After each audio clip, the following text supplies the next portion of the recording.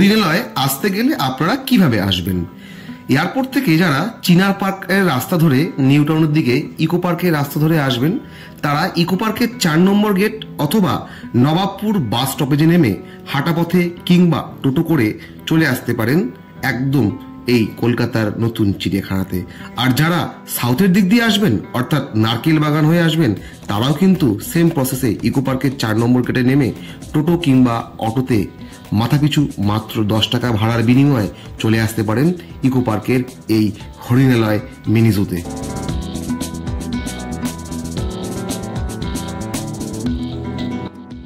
এই মিনি জুয়ের প্রবেশের শুরুতে বাম দিকে রয়েছে 2 হুইলার বা 4 হুইলার পার্কিংয়ের ব্যবস্থা, অর্থাৎ বাইকের জন্য 20 টাকা এবং 4 চাকা গাড়ির জন্য 50 টাকা। এছাড়াও বাসের জন্য রয়েছে 100 টাকা বিনিময়ে পার্কিংয়ের সুব্যবস্থা।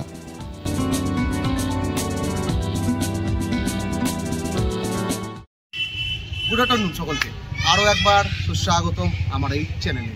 আমি কিন্তু এই মুহূর্তে চলে এসেছি কলকাতা ইকো পার্ক। আর ইকো পার্ক মানেই কিন্তু ঘুরতে যাওয়ার জায়গা, তাই তো? কারণ ইকো পার্কে রয়েছে 7ম আশ্চর্য থেকে শুরু করে হরিণালয়। হ্যাঁ, আমি কিন্তু এই মুহূর্তে রয়েছি হরিণালয়ের একদম অন্দরমহলে। আর এই হরিণালয় কি আছে? এখানে কিন্তু আছে কলকাতার বুকে আলিপুরের পরে একদম ছোট্ট নতুনভাবে সাজানো গোছানো পরিষ্কার পরিচ্ছন্ন একটি চিড়িয়াখানা, যা বাচ্চাদের থেকে শুরু করে বড়দের প্রত্যেকেরই ভালো লাগবে। তো শীতের আমেজে একটু ঘোরাঘুরি করতে আসলেই কিন্তু এখানে তোমরা অনায়াসে আসতে পারো। এই হরিণালয় খোলা থাকে সকাল 9:30 থেকে বিকেল 5:30 পর্যন্ত, এবং টিকিট মূল্য কিন্তু মাত্র 50 টাকা। আর যারা 5 বছরের নিচের বাচ্চা বা 5 বছর পর্যন্ত বয়স, তাদের কিন্তু টিকিট মূল্য মাত্র 20 টাকা। আজ যেহেতু রবিবার, ছুটির দিন, তো এখানে কিন্তু প্রচুর ক্রাউড, মানে পরিবারের লোকজন, মানে মানুষজন প্রত্যেকে কিন্তু তাদের পরিবার সবান্ধব প্রত্যেককে নিয়ে কিন্তু আজকে এই হরিণালয়ে এসছে। শুরুতেই কিন্তু রয়েছে বাচ্চাদের বিনোদনের জন্য ছোট্ট একটি পার্ক, যেখানে স্লিপ দোলনা থেকে শুরু করে অনেক কিছুই রয়েছে। আর রাস্তার দুপাশে কিন্তু রয়েছে সাজানো ফুলের বাগান, মানে এত অপূর্ব লাগছে।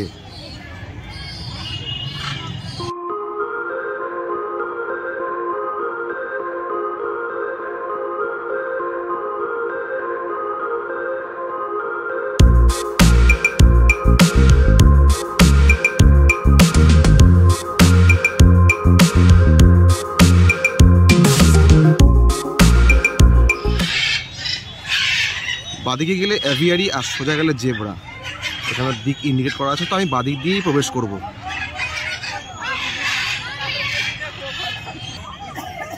কিন্তু রয়েছে নীল এবং হলুদ ম্যাকাও, আর তাদের সম্বন্ধে সমস্ত গোত্র, গণ, ওজন, দৈর্ঘ্য নিচে লেখা আছে এখানে।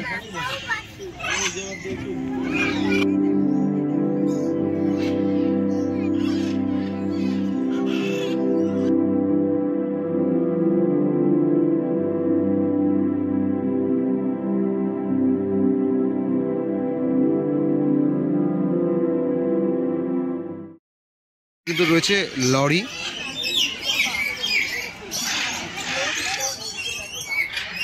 লরি পাখি পেঁপে খাতের ভিতরে রয়েছে।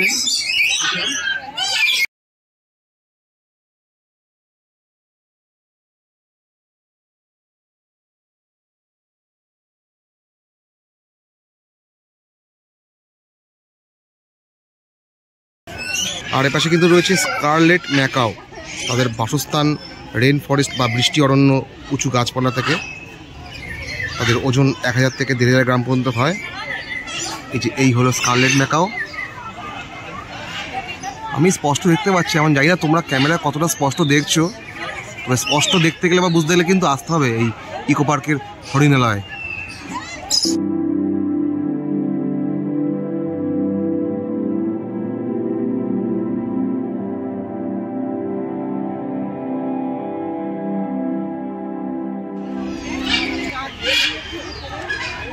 আর এপাশে কিন্তু রয়েছে কালো কাকাতুয়া,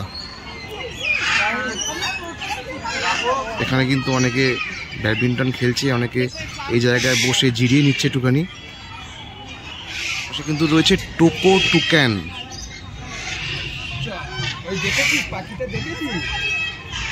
এই হলো টোকো টোকেন,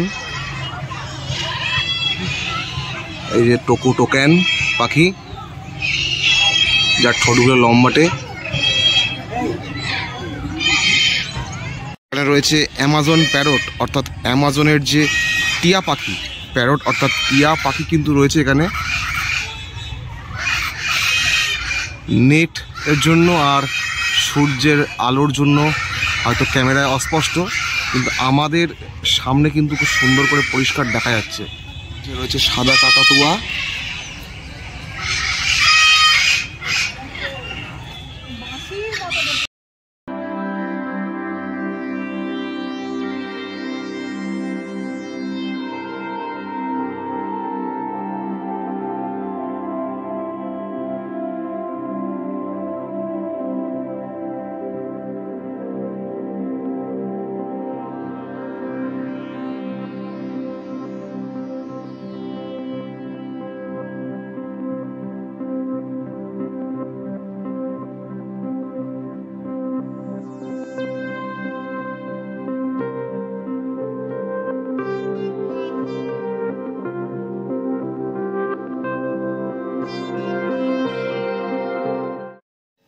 বন্য পশু, পাখি, সরীসৃপদের জন্য এই মিনি জুতে বরাদ্দ হয়েছে 21,881 বর্গমিটার এলাকা। Royal Bengal tiger, Asiatic lion, Himalayan black বিয়ারের জন্য তৈরি হচ্ছে এনক্লোজার। সুসংবাদ এটাই, আগামী 2 মাসের মধ্যে আলিপুর পশুশালা থেকে নিউ টাউনে আসছেন তারা।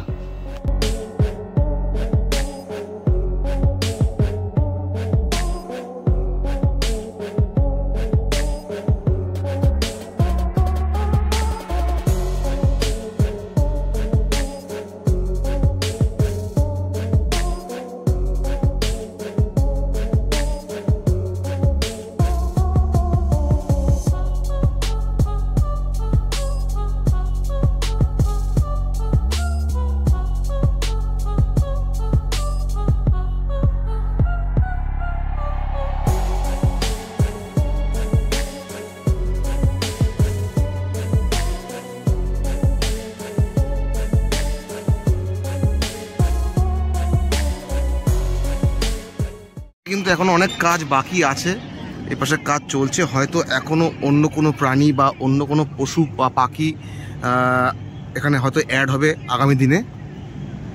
এবার যাব কিন্তু আমরা ভেতরে হরিণের দিকে, যেহেতু এটা ডিয়ার পার্ক বা হরিণালা নামেই খ্যাত। এবার আমরা হরিণের দিকে প্রবেশ করব।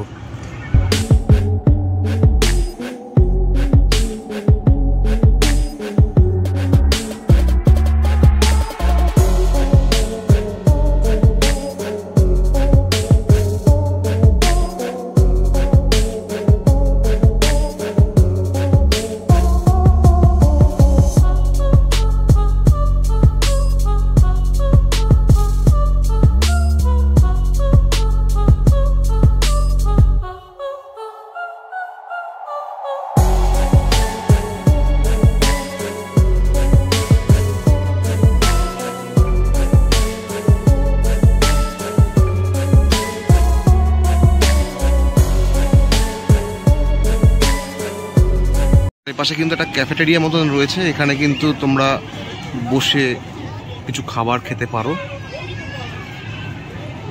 যদিও এখন বাইরে থেকে খাবার আনতে দিচ্ছে, তথাপি তোমরা কিন্তু এখান থেকে খাবার কিনে খেতে পারো।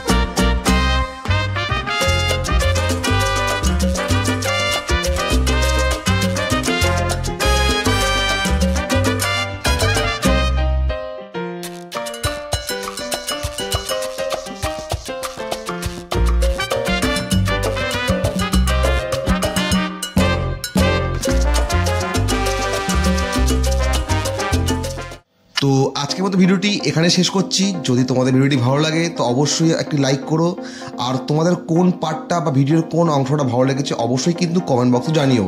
আর তোমরা কারা নতুন আমার চ্যানেলে রয়েছো তারা কিন্তু অবশ্যই আমার চ্যানেলটিকে সাবস্ক্রাইব করো। তো দেখা হচ্ছে পরবর্তী সময় পরবর্তী ব্লগে। সবাই সুস্থ থেকো, ভালো থেকো, take care, tata, good bye.